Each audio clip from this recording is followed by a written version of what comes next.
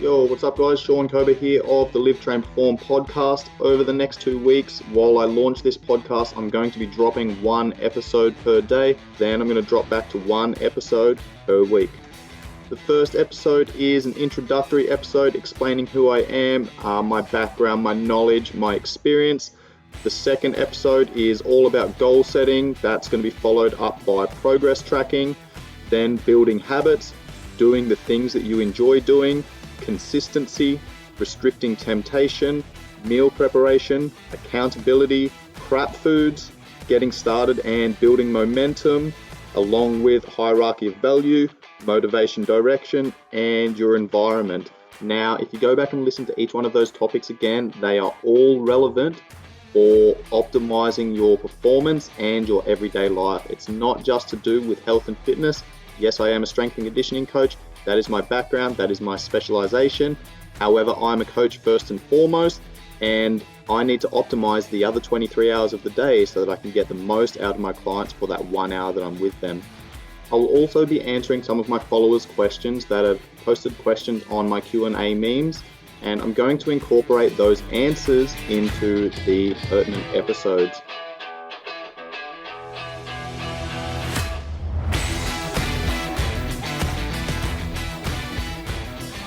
Hey guys, welcome to the final episode of the 2-week launch series. During this episode, we are going to be going through a Q&A session. I'll be answering questions from some of my listeners and followers that have posted comments and questions on my Q&A memes, so keep an eye out for those on the coming weeks. You guys ask the questions and I'll answer them on a podcast. Some of the topics that we're going to be covering today go into relationships, some of the lessons that I learned from my time in the military, mindset and resilience, the smartest way to restart your training program once the lockdown restrictions are lifted, how to bring awareness to your training, and also the relationship between your environment and your ability to perform. Let's get started. So the first question I'll answer comes from someone who will remain anonymous because I don't want to throw anyone in hot water. It's a long question, so I'll paraphrase it. But basically the question is, what would you do if you knew what you wanted to become in life and where you wanted to go, but your partner is stopping you from doing that because they want you to spend all of your time with them rather than training and studying and practicing, etc.? I feel like I need to sacrifice either my dream or my relationship because I know if I'm not 100% committed to my dream, then I won't make it. Good question, and I feel for you. I guarantee you're not the only person in this boat. However, before I answer this question, I just want to point out that I am by no means a relationship expert, so there's your disclaimer. Take and implement this advice at your own discretion. So the first thing that I want to say is that it is not your partner that's stopping you from doing those things. It's you. You have a decision. You have a choice to make. And I recommend going back and listening to the hierarchy of value episode. Here's the thing. Time is our most precious commodity. It is the only thing that we do not get back, right? So make sure that whatever you're investing your time in, you get a quality return on investment that aligns with what your values are. So if your values are making it big and turning your dreams into reality, then you need to sacrifice. Everything is sacrifice, okay? You've got to weigh up all of the options that come up throughout life and then make an educated decision on the direction that you want to go, okay? And this is where, again, your actions and your behaviors should align with your values. If you don't know what your values are and you have no clarity around them, then you'll find yourself in these positions where you're kind of torn and you're making these compromises. And if you're making compromises that shift the balance of the scales too far in one direction, this is where resentment comes into play. All right, so you need to have a conversation with, the man in the mirror, so to speak, and ask yourself what's most important to you. Is your relationship more important to you? Or is chasing your goals and turning your dreams into reality more important to you? Because at the end of the day, you'll need to make a decision and make a sacrifice on, the things that you're willing to compromise on and the things that you're not willing to compromise on. And then you've got to follow through with that, okay? Become clear on what you want, align your actions and behaviors with your values, and then make a sacrifice on the investment of time to ensure you get a quality return on investment for what you're trying to achieve. It's a fairly vague answer, but this principle applies to everything in life. So if you can follow this principle, it'll help you make much better decisions over time.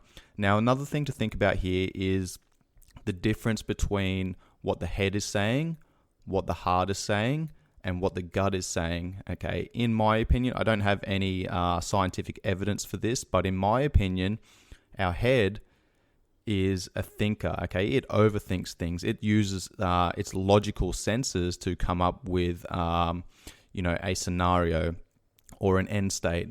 Our heart, on the other side, is super emotional.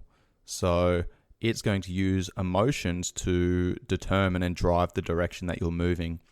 The gut, on the other hand, man, for me, that shit knows more than we know, right? So every time I've had a major decision to make in my life, and I've had numerous massive pivotal moments in my life, and whenever I get to that point where I need to sit down, weigh up my options, and decide the direction that I want to go, I ask what my head's saying, I ask what my heart's saying, but it ultimately has come down to what's my gut saying, what's my gut telling me. Okay, for me, that gut instinct is just, I don't know what it is about it, but there's something that just goes on behind the scenes that your gut understands. Now, I don't want to go too deep here, but your gut has a microbiome. It's made up of almost 2 kilos of bacteria and microbes, which have a massive influence on our brain and the other systems of our body.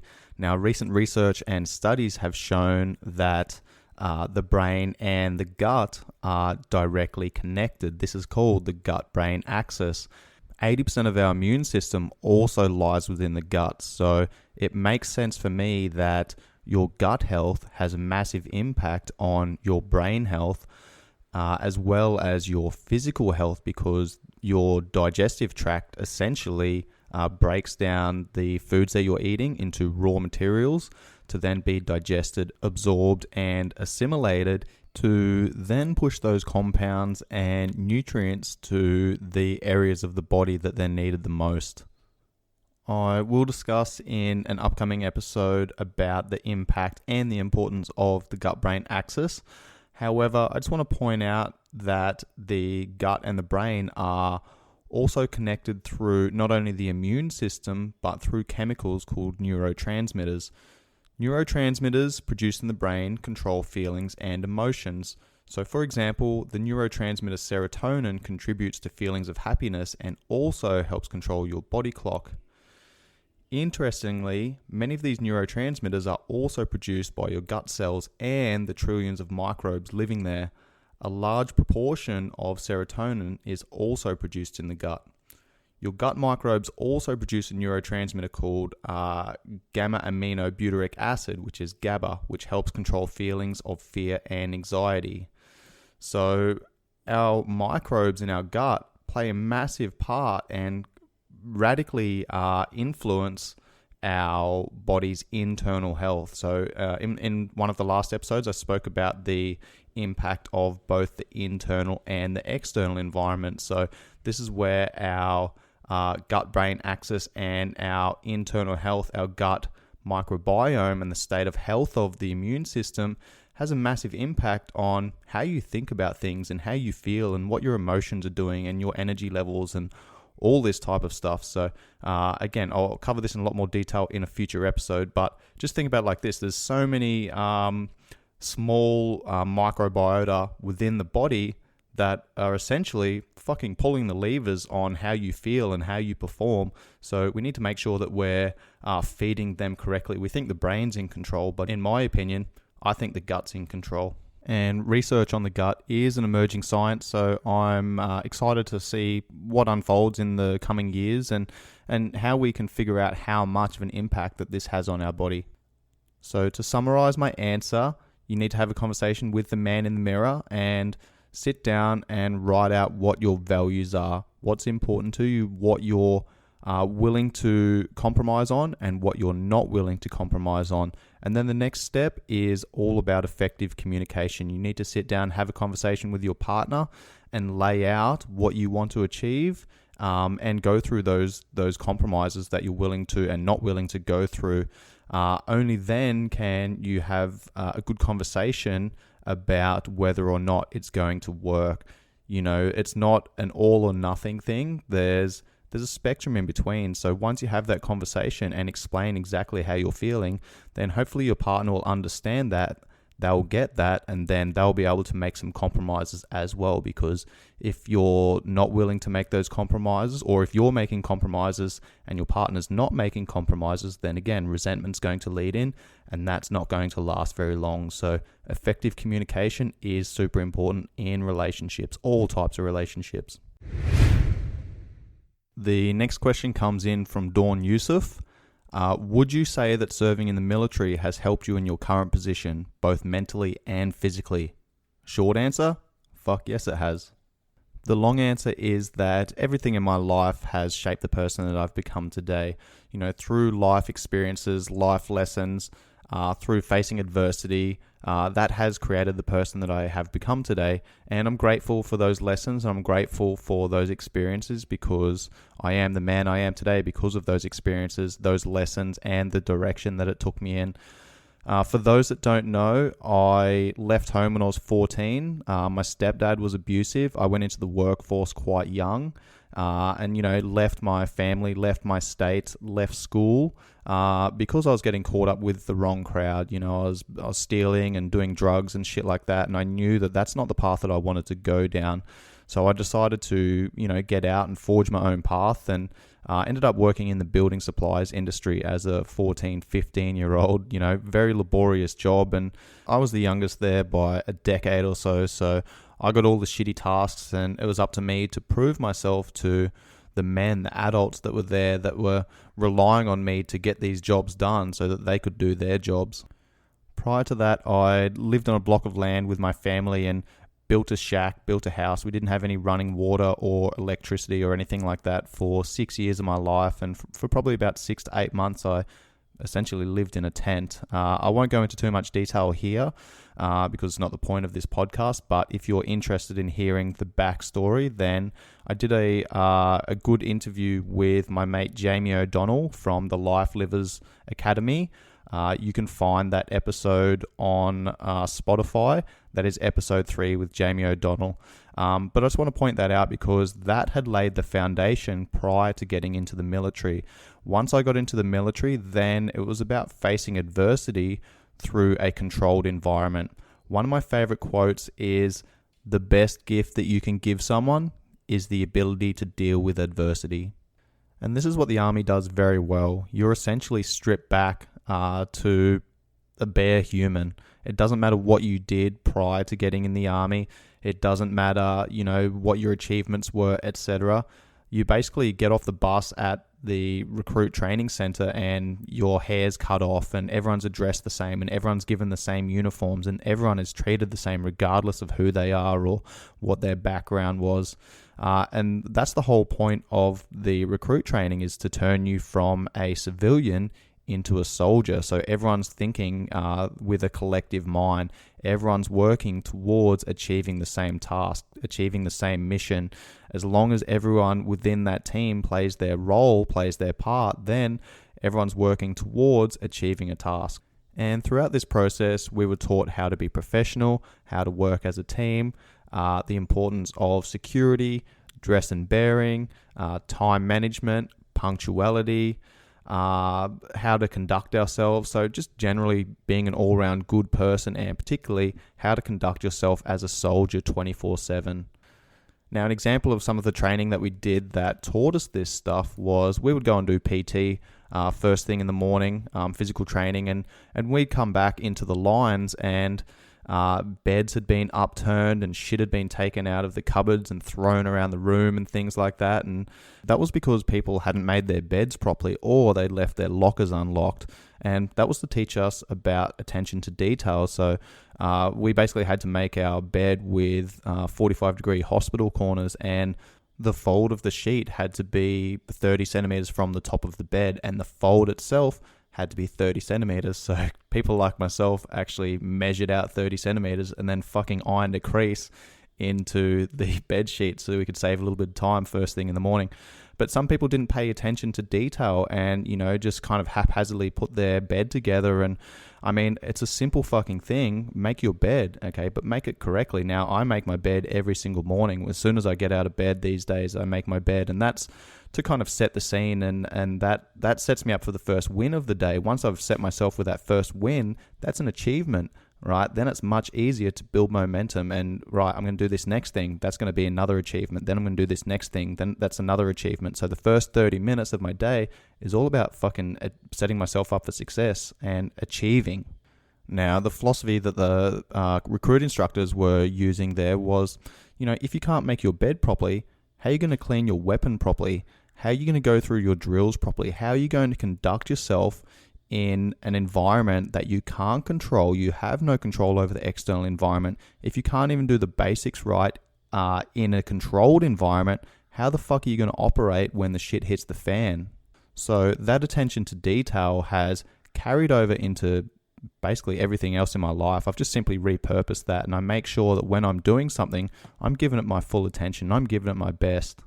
Now, going back to the security side of things, when we would go out and do our physical training in the morning, we'd get back and all the shit would be all over the room.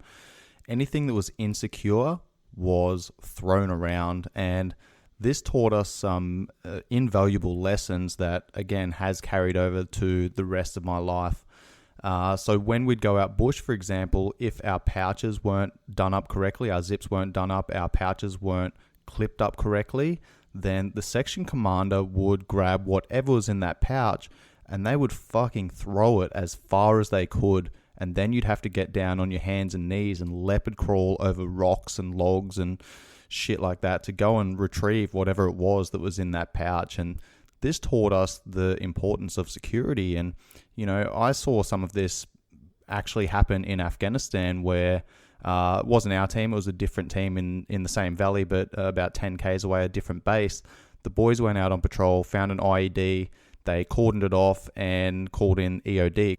Now, the EOD team were on another task, and they essentially weren't going to get out to that position to take care of that IED for many, many hours. So the boys sat in location, and one of the lads took his bag off that contained, first aid kit and night fighting equipment and things like that. And once they got up and moved a couple of hours later, it wasn't until a couple of minutes after they started moving that he realized he didn't have his bag on.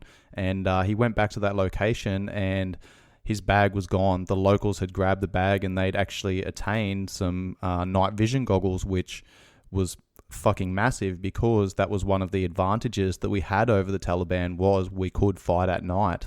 So that was a massive thing. And for the next 3 days, those guys went house to house through that valley looking for that equipment, because that was potentially putting Australian lives and Afghani National Army lives in danger. Luckily enough, they found that equipment at the bazaar in Tarankot, which was the main city in the area that we were working in, and the bazaar was the marketplace. But the Australian government had to pay $5,000 to get that equipment back.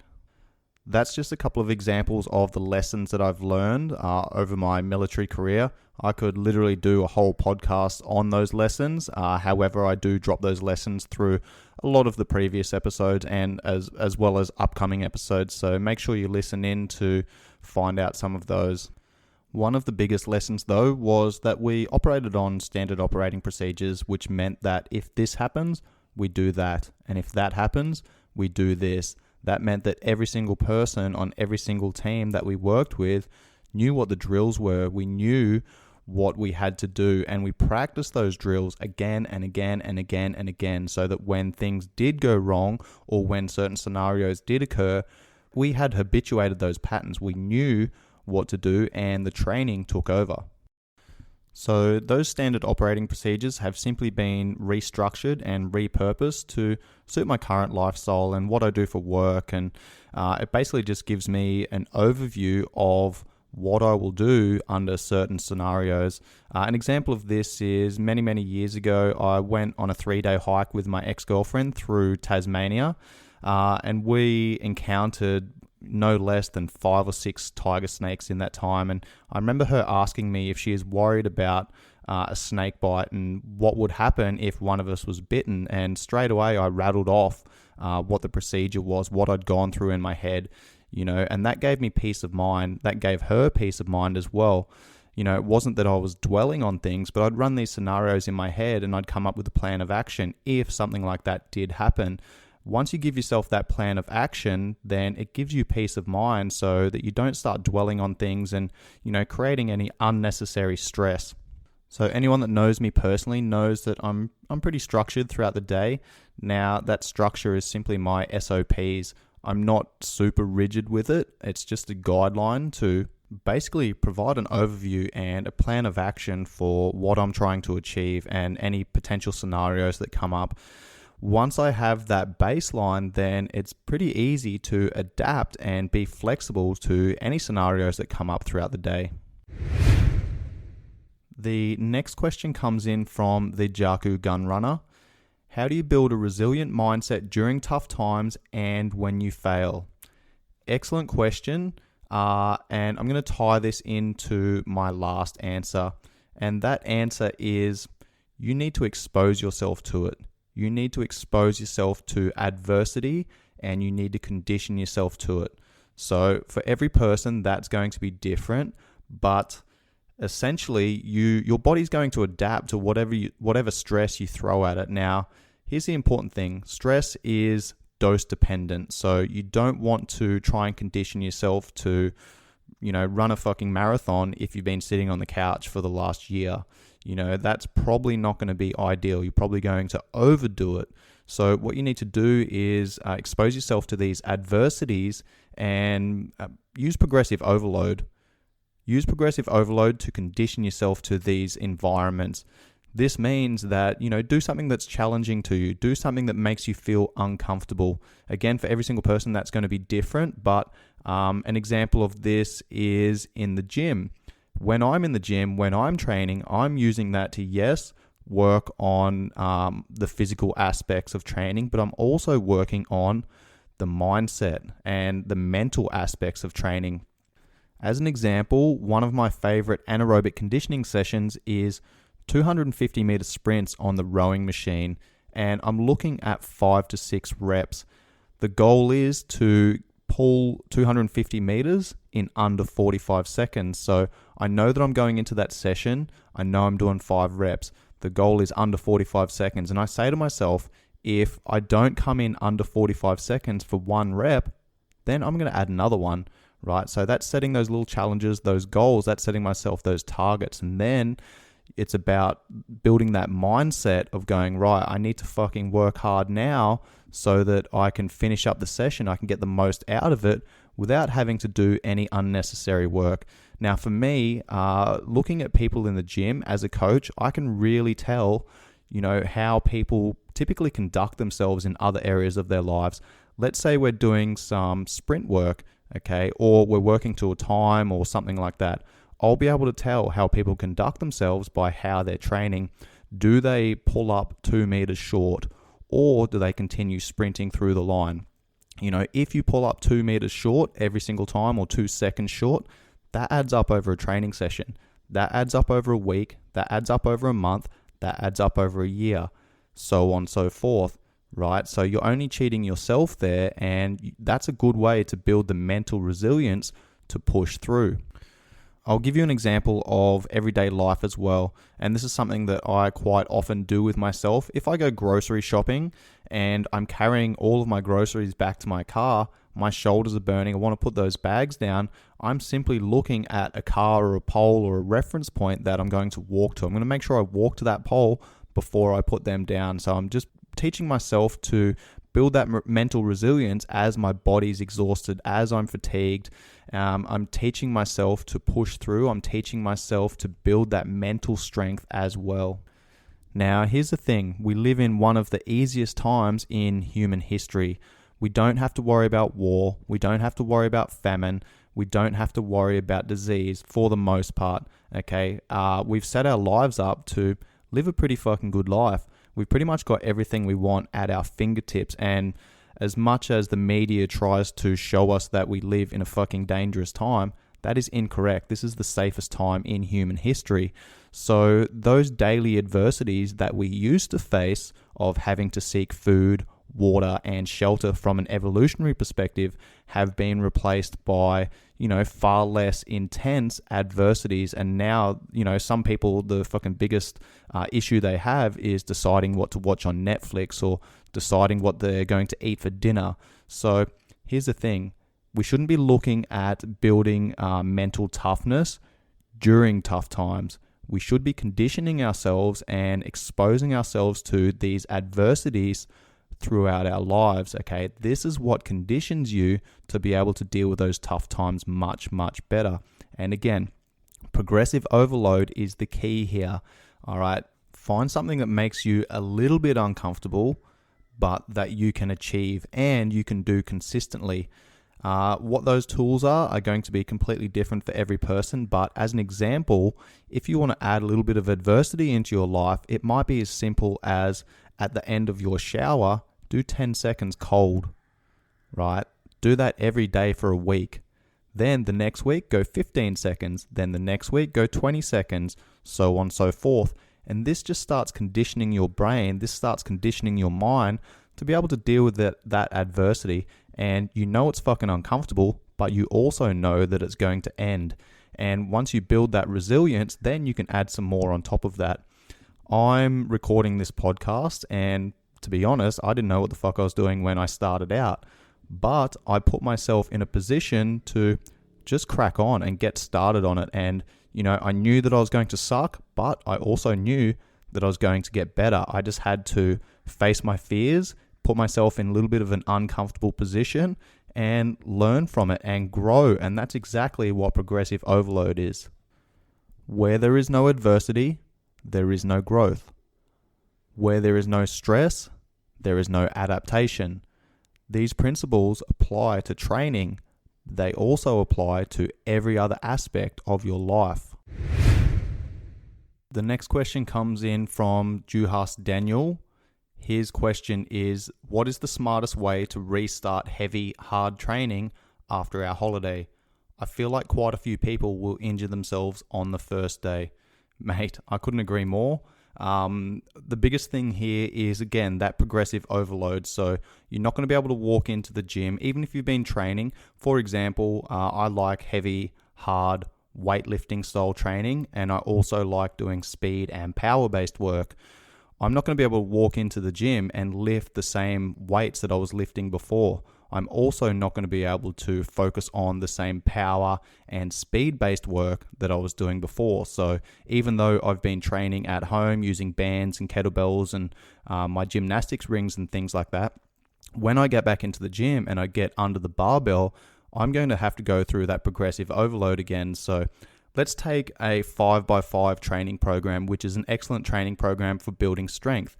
Now, I'm not going to walk back into the gym and, if I'm doing 5 sets of 5 sumo deadlifts at 210 kilos, I'm not going to be able to walk back in the gym and roll straight into that training session. Okay, so what I might have to do if I want to start that training program again, I'm going to walk into the gym, I'm going to go through a good quality warm-up, some mobility-based work, some activation work. Then I'm simply going to find my 5-rep max.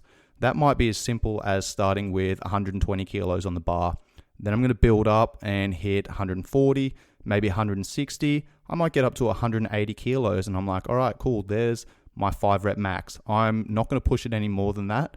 I'm just going to simply do 1 or 2 sets at 5 reps with the heaviest weight that I can handle with good technique. That gives me a gauge of what my current 5-rep max deadlift is.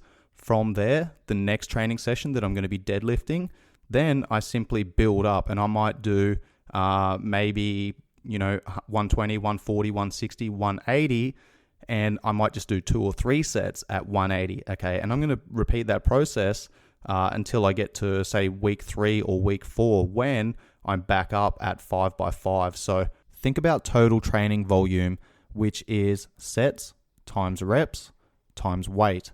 Now, a very simple example of this is if I'm deadlifting, let's use 100 kilos.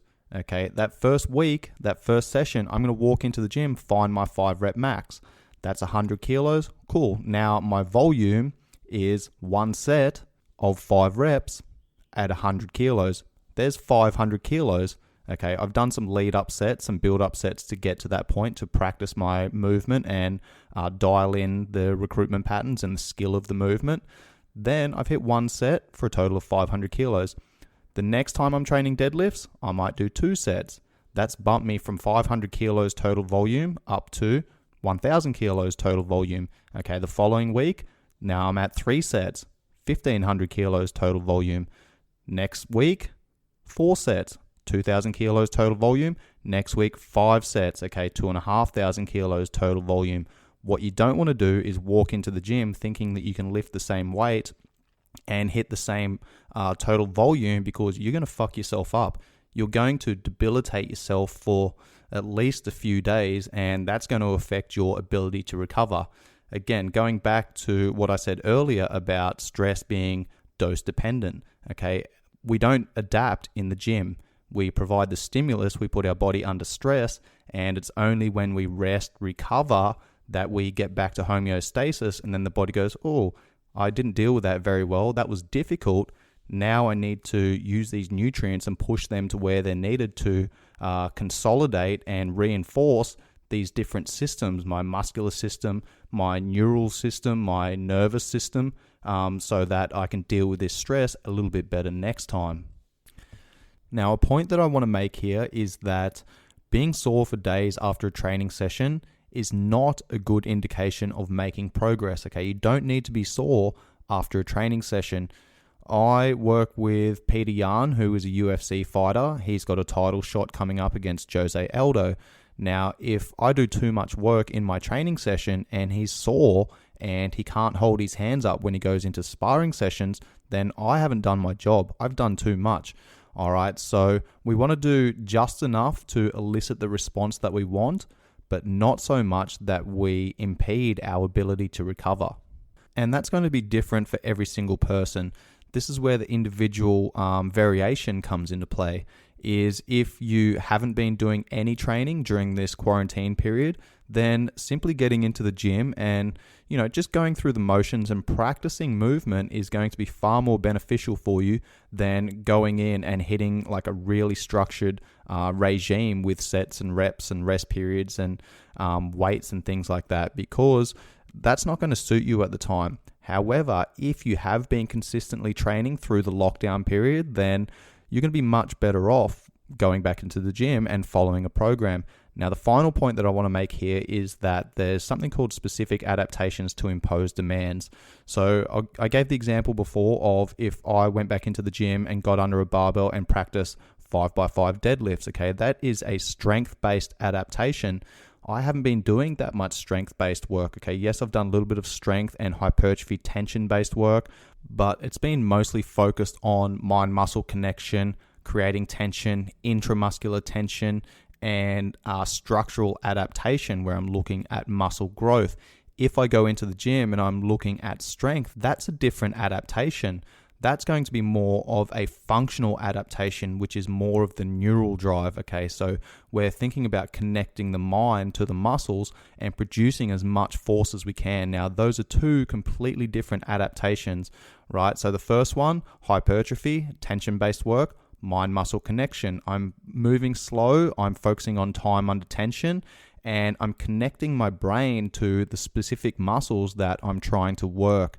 Okay, when I'm looking at a functional adaptation, it's about upregulating neural drive, and that's about intermuscular coordination and tension. So I'm firing as many muscles as I can, as hard as I can, to produce the highest amount of force.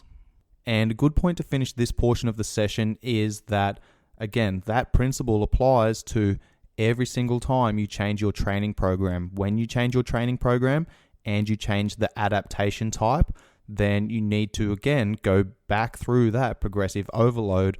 Okay, when you change your training program, if you go from, say, a hypertrophy training program focused on mind-muscle connection, muscle growth, and then you go into a strength training protocol, then again, build up, use progressive overload, and then get to a point where you're peaking.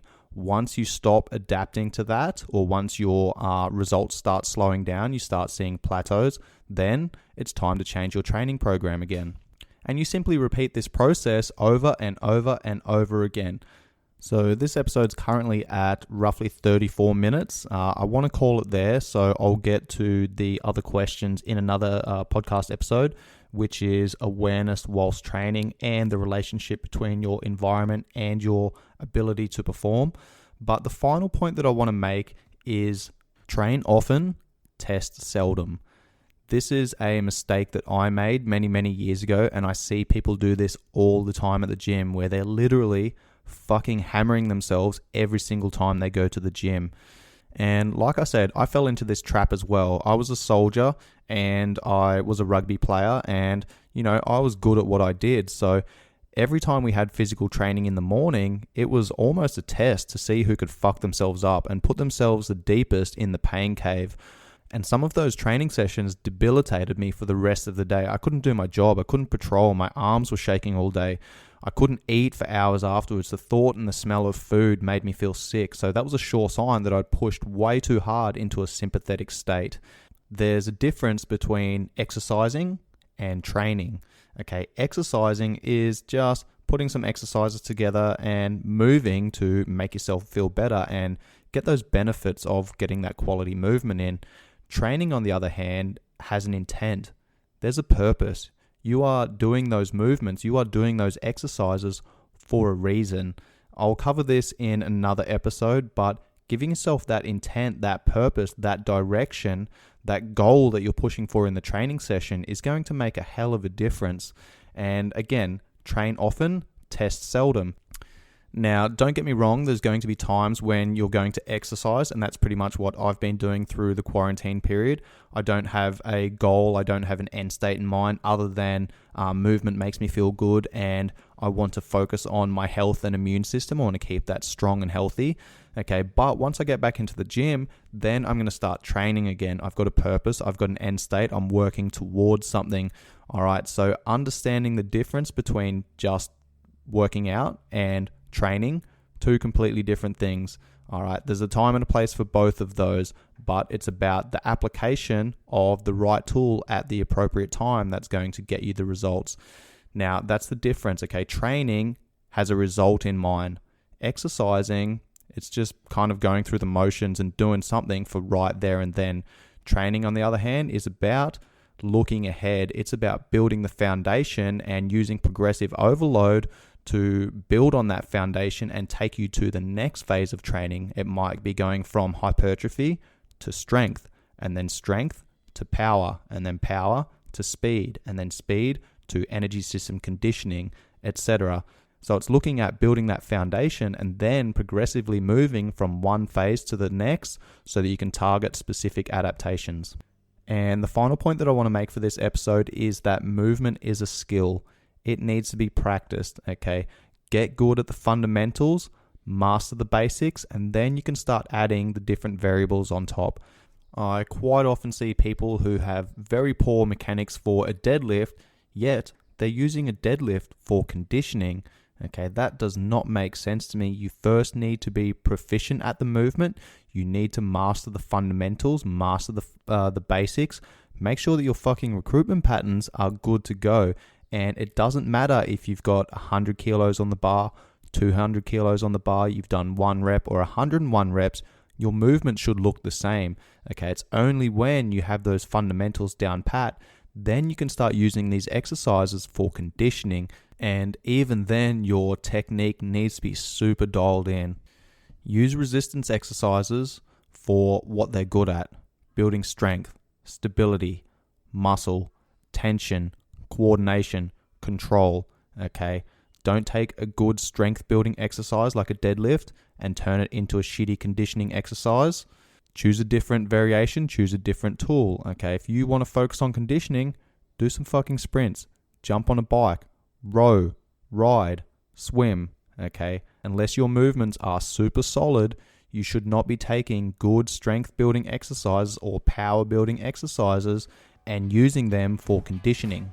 CrossFit, I'm looking at you. This episode rounds out the 2-week launch series.